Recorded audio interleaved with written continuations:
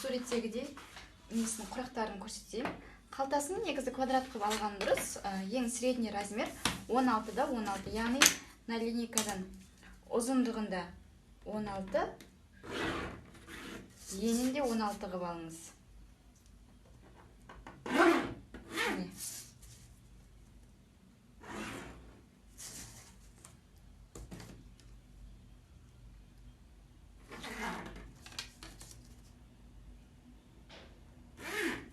Бірақ менің камзолдарымда былай 4-1 шығып кесілмеген. Бәрін овальны қылып кесіп алғанмын.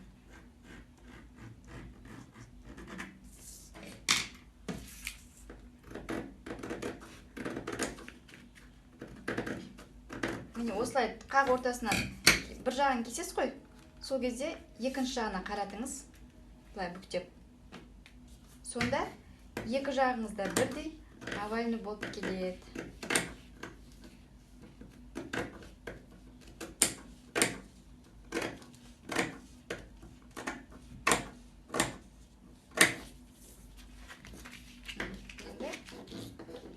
Кесіп тастауға болады. Дәл осыны мен енді матаға түсіремін.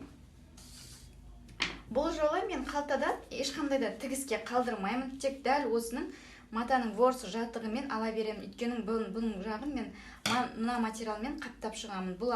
Бұл материалдың ұзындығын табу үшін мынаның барлығын ұзындығын есептеп, тура осының ұзындығын надан аласыз. Бірақ бұның ені бізде 4 сантиметр қылып аламын. 1 сантиметр бұлай ішке қайырғанға кетсе, міне, екінші сантиметр екінші жағынан қайырғанға кетеді. Қазір мен примерно алып көрсетейін. Пример бүктеп ала берейін.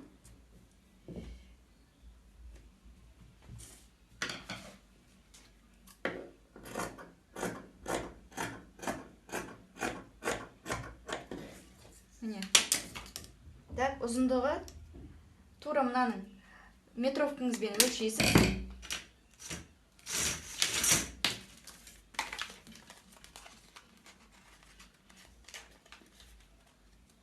Әрине бұл айналдырып өлшегесі нақты болмайды, сол үшін артығымен алғаныңыз дұрыс. Ештеңе етпейді, артығымен алсаңыз. 58 сантиметр, мен где-то 65 сантиметр қылып алайын. Ал енін 4 сантиметр қылып аламын. Міне 4 сантиметрден.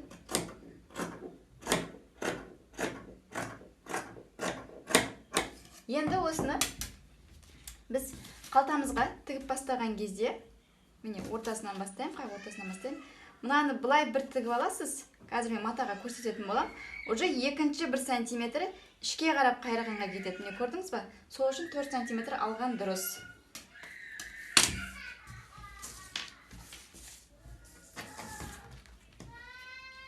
Бұдан үлкендеу қыламын мен десеңіз, бұдан да үлкен қылсаңыз болады. Оның барлығы өз еркіңізде.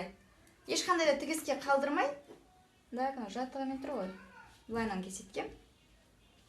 Ешқандай да тігіске қалдырмай кесіп аламыз. Тек қана қалтаның өзін. Оны ручка тиіп кетті.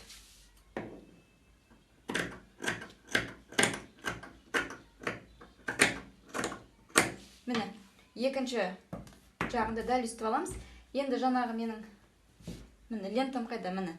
Ең әуелі сіз сол жағынан бастап тігесіз. Сол жағынан тіккен кезде мына неңізді бұлай қайырып бастап тігесіз. Дәл үстіп сол жағыңыздан тігесіз. Сонда оң жағына барған кезде сіз керек емес тігістері астында қалады. Қыздар, енді бізде пішілмей қалғаны суреттегі арқамызбен алдында кеуде тұсында тұратын лентамыз, қалтамыз, екі қалтамызды және жанына тігетін лентамызды дайындап алдық. Енді бізге керегі арқамызбен алдымызға тігілетін лента. Оның ұзындығын мына өлшемдермен бірдей қылып аламын. Және 1 сантиметр, екі жағына 1 сантиметр артық қылып аламын. Мына жағына да, мына жағына да. Ал енін 6 сантиметр қыламын. Өйткені екі жағынан 1 сантиметр тігісіне кетеді, ал бізде қалғаны 2 сантиметр сыртына шығып тұрады.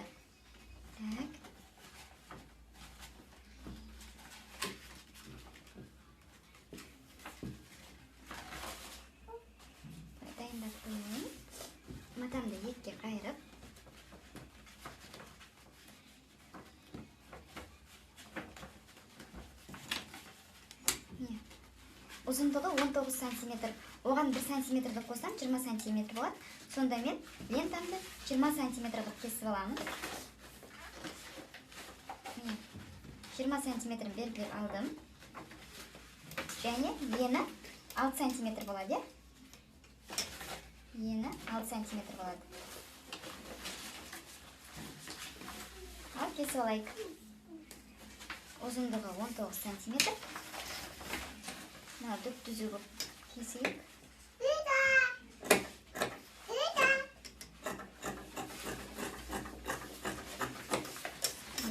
Ені 6 сантиметр.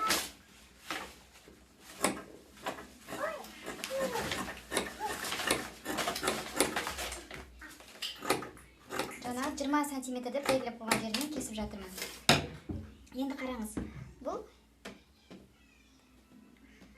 Бұлай болған кезде 1 сантиметр тігіске кетеді, 2 сантиметр бұлай сыртынан шығып тұрады.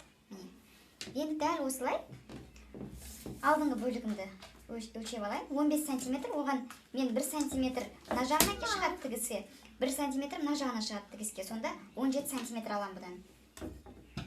Яғни 17 сантиметр лентамнан біреу екеу болады. Тоже бұлай 2 қабаттап алайын. Сонда бірден 2 лентамды дайындап аламын. Міне 17.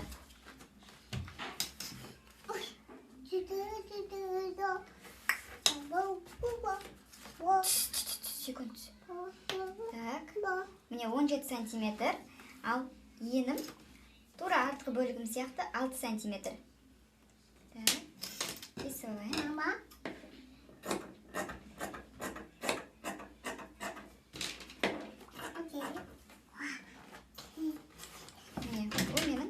Алдыңғы бөлігіне тігілетін лента. Бұлай тұратын лентам.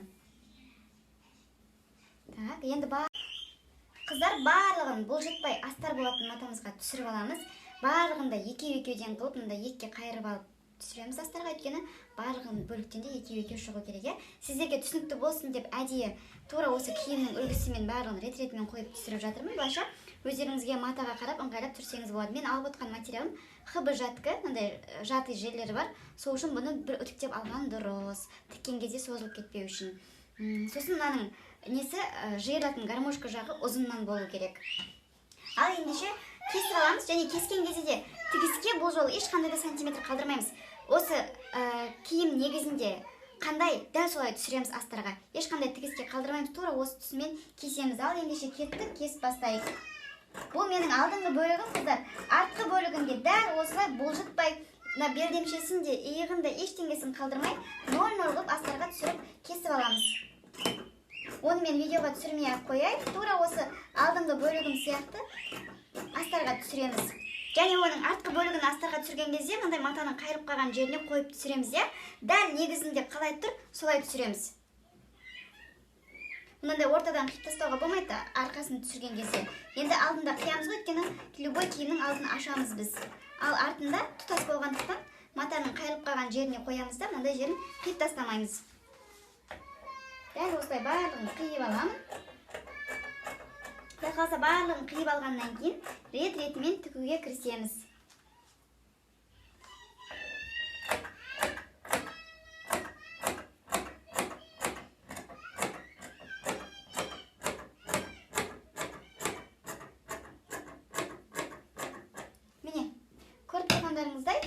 Ешқандай да тігіске қалдырған жоқпын. Дәл осы мата негізінде, яғни біздің изделиямыздың негізінде қалай, дәл солай алып кесіп отырмын. Бұл менің киімнің астары болатын жағы. Қалған бөліктерінде кесіп аламыз. Қыздар, астарымызды барлығын дайындап алғаннан кейін енді тігуге кірісеміз. Ол үшін біздің лентамызды міндетті түрде киім основасына біріктіріп аламыз. Ол үшін бізге мынандай английский булавкалар керек болады. Бұны тастап кетпейміз, тастап кетсе кейіннен уже тіге алмай қаламыз.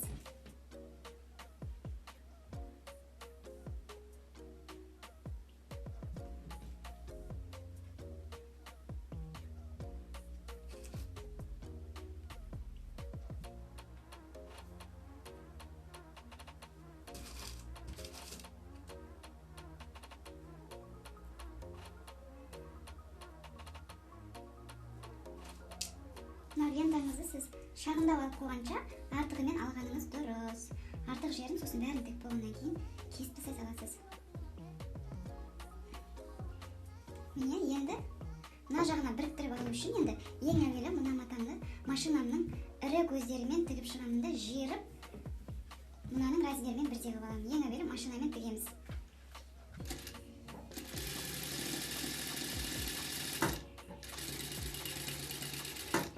Қыздар, мынау иық жағында тұратын бүрмесі ғой. Дәл осы бүрмені жасағаннан кейін міндетті түрде етегіне, белдемшесіне тұратын бүрмені бірден тігіп аласаңыз, яғни ірі жіппен тігесіз ғой. Мен мысалы үшін бестікпен тігіп жатырмын.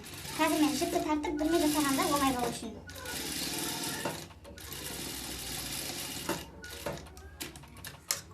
Ал мына жіппен мына матамыздың аралығы, яғни матамыздың аяқталатын жері 1 сантиметрден көптеу болу керек. Және осы белдемшенің екінші бет жағында, яғни етек жағында тұратын жағымызды да белдемшеге бүрме жасайтын жерімізде бірден машинамен жүргізіп ала саламын.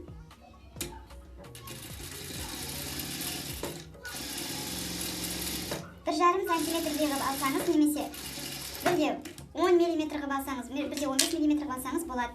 Сонда мынаның барлығы бүріліп, қазір белдемшеге тігіледі. Міне қыздар, мен иық жағыма тігетін тігісімді жіппен тігіп алдым. Енді осының бір жағын түйіп, екінші жағындағы бір жіпті тарту арқылы бүрме жасап аламын.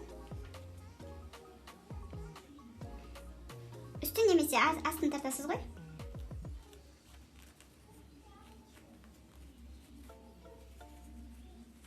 Бір жағын міндетті түрде түйіп қойыңыз.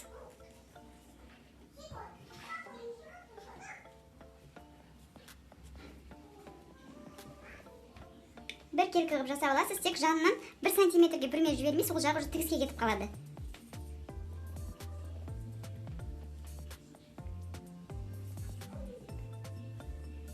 Міне размерлеріміз сәйкес келеді. Ендеше мынаны матамды былай айналдырып, дәл осылай, мінекей, дәл осылай инемді қадап аламын. Қазір булавкілеріммен фиксация жасап аламын. Сосын тіккеннен кейін уже дайын түрі мынандай болады.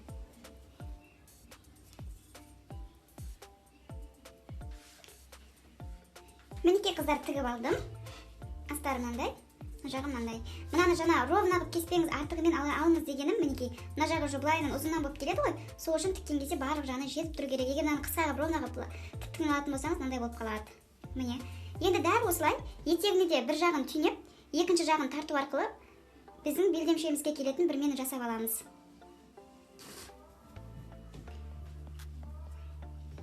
Белдемшенің ұзындығы мына біздің мына белімізде тұратын поястың размерімен бірдей болу керек. Так, мынаның бір жібін тауып алайын.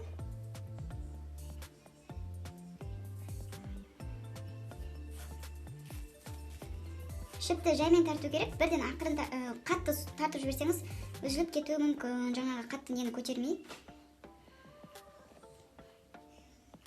Бұдан да екі жағынан 1-1 сантиметрден бүрме жүргізбей тігіске қалдырамыз. Бүрмемізді барынша бір келкі қылып алғанымыз дұрыс.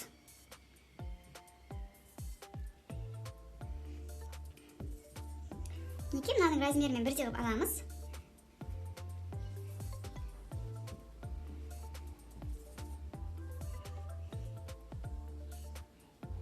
Енді бірдей болды, дәл осыны мен енді міндетті түрде булавкаңызды бүрме жүргізілген жақпен қадап алыңыз. Өйткені сіз плоский жағымен қадасаңыз, бүрмелеріңіздің қай жерінде қателік кетіп тұрғанын білмей қалуыңыз мүмкін. Дәл осылай инелермен фиксация жасап аламын.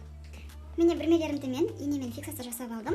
Бірақ біз машинамен тіккен кезде мен жаңа бүрменің жібін 1,5 сантиметрге дейін қылып аламыз. 1,15, 1,10, 1,20 қылып аламыз. Главное 1 сантиметрден артық қылып аламыз дедім ғой. Бірақ машинамен тіккен кезде міндетті түрде 1 сантиметрден қылып тігеміз, яғни мына жерден тігеміз. Өйткені біз әр размердің лекаласын алған кезде тек қана 1 сантиметр тігіске келеді деп есептеген болатынбыз. Ал ендеше кеттік, машинамен тігеміз.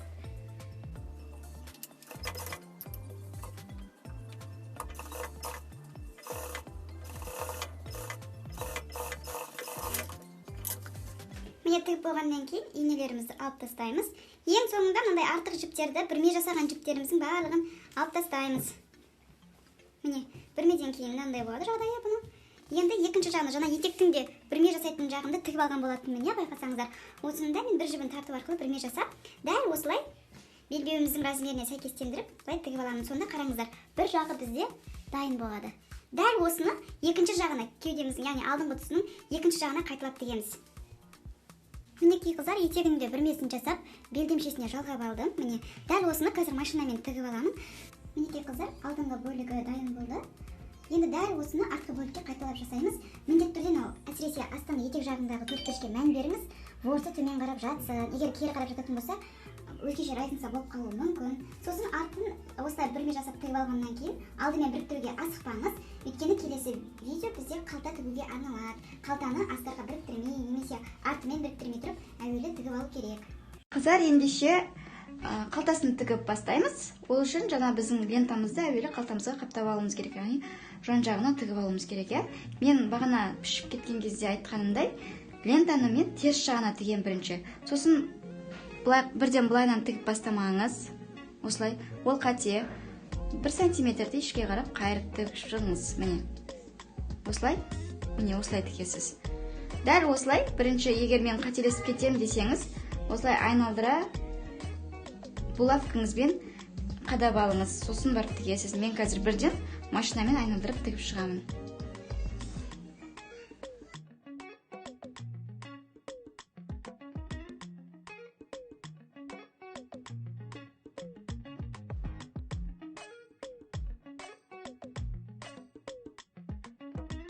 Мінекей қыздар, мен айналдырып тігіп алдым, но именно бұрышына келген кезде төрт бұрыш тығып алып, міне, осылай қайырып тігесіз. Сонда оң қаратқан кезде ешқандай да тартылып тұрмайды, бірден айналып бұрылады. Енді мынаны үстіне өткізіп барып тігесіз де, лентаңыздың артық жерін қайшымен қиыптысай саласыз.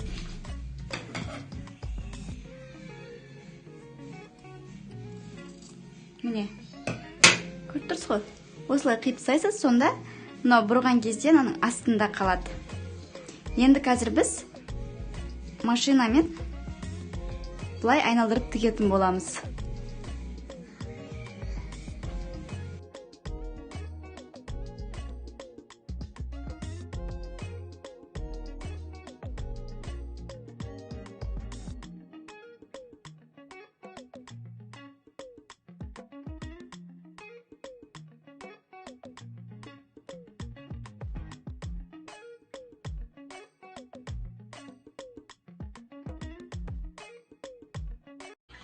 Мінекей қыздар, екі карманда дайын болды. Міне, жаңа ас жағынан бастап тігіңіз дегенім, мынандай шығып тұратын керек емес жіптері уже ас жағында қалады да. Ең соңында оң бетін тігетін болсаңыз. Енді осыны біз алдыңғы бетімізге қойып шығамыз, иә. Так, қалтаны қойған кезде былай қоймаймыз қыздар, міне жақындатып қоймаймыз. Қалта негізі стандарт бойынша боковой жан тігісіне жақындау болады. Алдына емес, жан тігісіне жақындау болады. Өйткені киімді киген кезде бүткіл бүрмелер алдына қарап кетеді ғой. Сол үшін жан тігісіне жақындатып қоямыз. Так, екі қалтаны да бірдей қылып қойып аламыз. Қатты төмен қойып қойға болмайды, өйткені тігіске кететін жақты есептеу керек.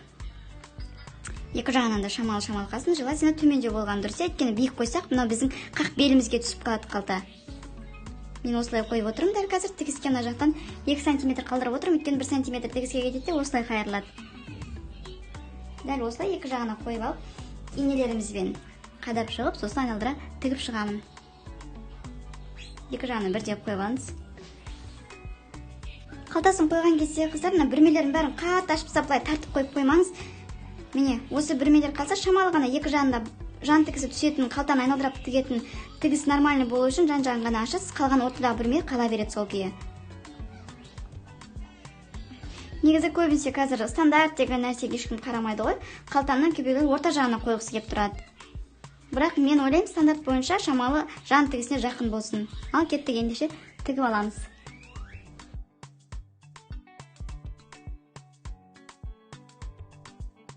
Мінекей қалтасын тігіп болдым. Мен мына қалтаны шамалы басқаша аулау қылдым. 3 тігіс жүргіздім. Сіздер 1 немесе 2 тігіс жүргізсеңіздер болады. Өйткені қалтаға ауыр заттар саламыз, телефондар саламыз. Сол жыртылып кетпеу үшін әрі фасон өзгеше болсын деп, әрі мықтылық болсын деп 3 тігіс жүргіздім. Астарынан қарағанда былай түсу керек. Міне. Сіздерде осылай болу керек. Так, дәл осылай екінші қалтасын тігіп аламыз. Так, алдыңғы қалталарын тігіп болғаннан кейін енді иық тігістерін арқасымен біріктіреміз. Міне мынаның арқа бөлігін дайын ғой. Дәл осыған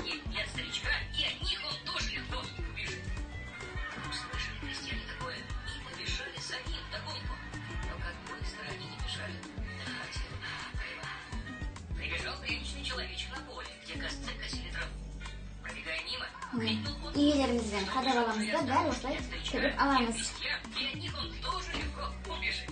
Қыздар, міне біз камзолымыздың негізінде не әрекеттер жасадық, барлығын енді астарында қайталап шығамыз. Бізде астарда бір плюсы мынандай ленталар жалғамаймыз, уже бірден негіздерді жаңа бөліктерді біріктіріп шыға береміз, иә. Тура осылай бірме жасаймыз. Міне, ең соңында екі жағын дайын болғаннан кейін, оны да дәл осылай арқа бөлігі мен алдыңғы бөлігін біріктіріп аламыз.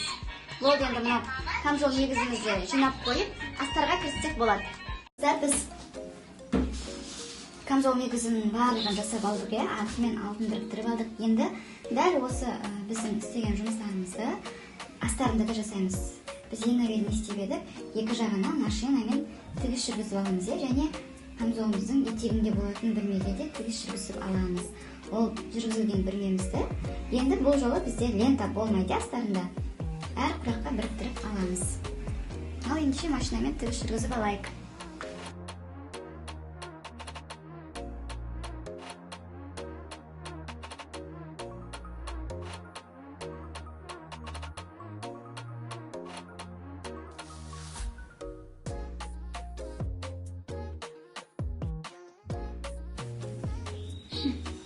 Машинамен жүргізіп алдым.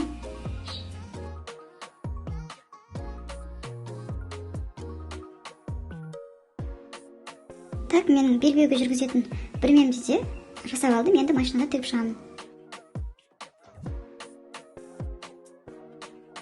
Қыздар, мінекей астарының алдыңғы бөлігінің бір жағын аяқталды. Дәл осы этапта енді осы алдыңғы бөліктің екінші жағына және артына жасайсыз. Астарымыздың да арты мен алды бөлігі дайын болғандықтан, біз енді тура жаңа киімнің, яғни камзолдың основасында қалай алдыңғы бөлігі мен артқы бөлігін біріктірдік, дәл солай біріктіріп тігіп аламыз ең әуелі.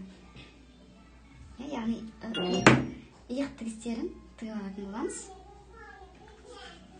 Қыздар, алды мен артын біріктіріп тігіп алғаннан кейін, енді біздің белбеу жүретін мына аралығымызды жарты сантиметрден ішке қарап тігіп аламыз. Міне, дәл осылай тігіс жүргізіп аламыз, өйткені астары мен негізін жалғаған кезде осы белбеу шығатын жері біріктірілмейді, жіптері сетінеп сыртқа шығып кетпеу үшін осылай артқа қаратып тігіп аламыз. Тек қана осы аралықты. Және дәл осы тігісті камзол негізінде де жасап аламыз. Мына ортаңғы бөлігі ғой. Біздің алдымыз, дәл осының екінші бетінде және камзол негізінде жасап аламыз. Мінекей қыздар, дәл осы бау шығатын жерімізді ішке қарап қайырып тігіп алдымыз ғой. Осыны киім негізінде де, яғни астарында да негізінде де жасаймыз. Қыздар, енді бізде камзолымыздың негізі мен астарымызды біріктіру ғана қалды. Ол үшін дәл осылай ашып жатқызып қойыңыз де, үстіне біздің астарымызды қойып шығасыз. Барлық тігістері бір-бірімен сәйкес келу керек.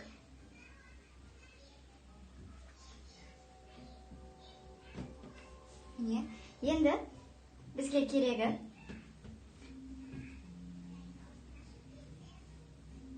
мына біздің қолдың ойындысымен, мына екі жақтағы қолдың ойындысымен және мойнымызды мына етектерге дейін, мына айналдыра етегімізге дейін булавкілерімізбен фиксировать етіп аламыз. Ең әуелі солай жасап алыңыз.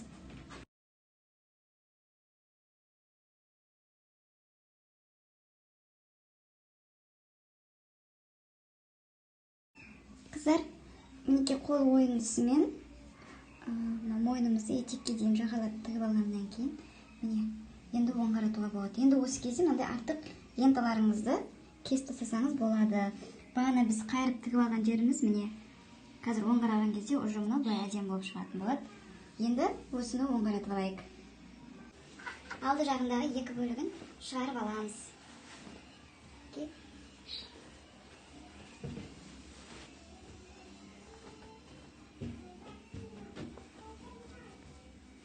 Міне, мен оң қаратып алдым. Енді мен жан тігістерін тігіп аламын. Міне. Осылай бір тігіп, және тігінен астарын да қосып жалғап тігіп аламын. Екі жағында осылай жалғап тігіп алыңыз. Мына бір жағыны болса, екінші жағында дәл солай. негізіне астарына біріктіріп тігіп аламыз. Бұл жерде уже тігіс тұтас болады. Ал енді тігіп алайық.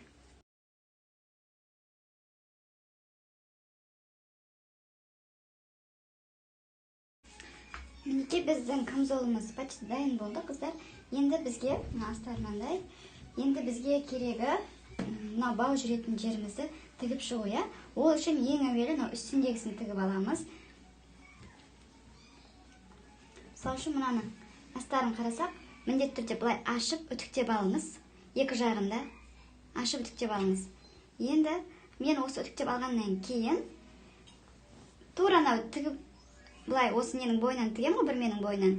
Тіккен кезде мынау астарымен сәйкес келу керек. Не? Осылай сәйкестендіріп, екі ряд жүргізіп аламыз, бұның арасына бау өткіземіз. Етегін сол баудың несі тігілгеннен кейін барып, жолы тігілгеннен кейін барып етегін тігеміз.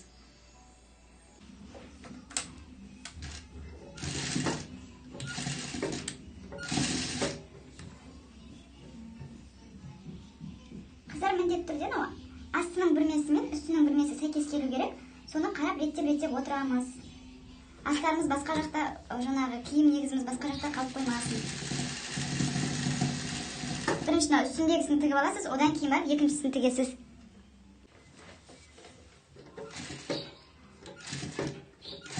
Дәл осылай енді екінші рядында тігіп шығамыз. Міндетті түрде астындағы астарымыздың тігісімен сәйкес келу керек. Соны қарап отырамыз.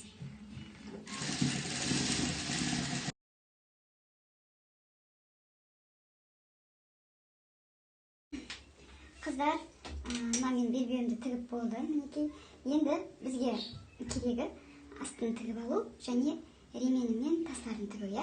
Қыздар, сосын мынау размер, ең кішкентай размер, бұл российский 46 размер, ал американский 32 размер. Ал сіздер қолтық ойынысын өлшеп көрсеттім ғой, сол кезде стандарт бойынша алғанмын мен, я, стандарт бойынша 18 деп алғанмын, екен ең кішкентай размер, сіздер 20-22 қылып алыңыздар.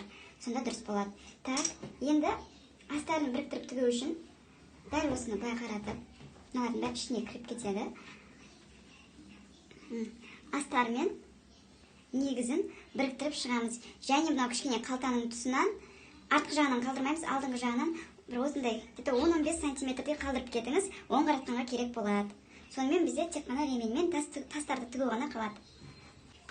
Міне қараңыздар, етегін тігіп алған кезде камзолдың состояниесі дәл осындай болу керек. Енді бағана мен 15 сантиметр қалдырамыз, оң қаратқанға дедім ғой, осы жерден оң қаратып аламыз.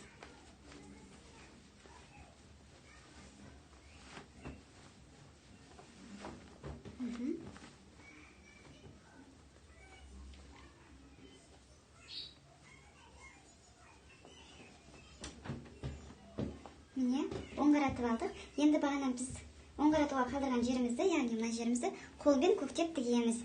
Міне, біздің камзолымыздың сұлбасы осындай болу керек. Енді бізге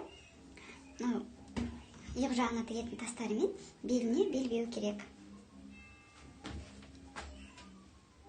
Қыздар, біз камзолымыздың белбеуіне келетін болсақ, сол үшін мынандай белбеу шығу үшін біз кем дегенде 7 сантиметр алуымыз керек. Егер сіз одан да жалпақ болсын десеңіз, 10 сантиметр ала беріңіз. Оның өйткені 2 сантиметр тігіске кетеді былай қайырғанда. Мысалы үшін 5 сантиметр ғой. Осы мен қазір қайырып тігетін болсам, уже бұның екі жағынан да 1-1 сантиметрден кетеді де, бұның сонда қалатыны сонда где-то 1,5 сантиметр ғана қалады. Өйткені 2 сантиметрге кетіп қалады ғой. Сонымен 3 сантиметр ғана қалып қояды бізге ременге. Ол өте жіңішке болып кетеді. Егер 6 сантиметр алатын болсаңыз, ол да 1-1 сантиметрден кетеді де, бізге қалатыны 4 сантиметр болып қалады. Сонда 4 сантиметрді мынандай жалпақ емес, 2 сантиметр берден, 2 сантиметрден артан қылыңыз. Мына мысалы үшін 6 сантиметрлік ремень. Бұны тіккен кезде біз ең әуелі теріс қаратып тігеміз ғой. Сол кезде бас жағына түйреуіш қадап қойыңыз. Осылай айналдырып тігіп келесіз де, міне, бас жағына мындай кішкентай ғана орын қалдырасыз. Ана түйреуішті, бас жағында қалдырып қойған түйреуішті алып келіп, осы жақтан оң қаратып ала саласыз. Мен сізге айтарым, сіз ең стандарт размер 6 сантиметр деп алыңыз ременнің жалпақтығын.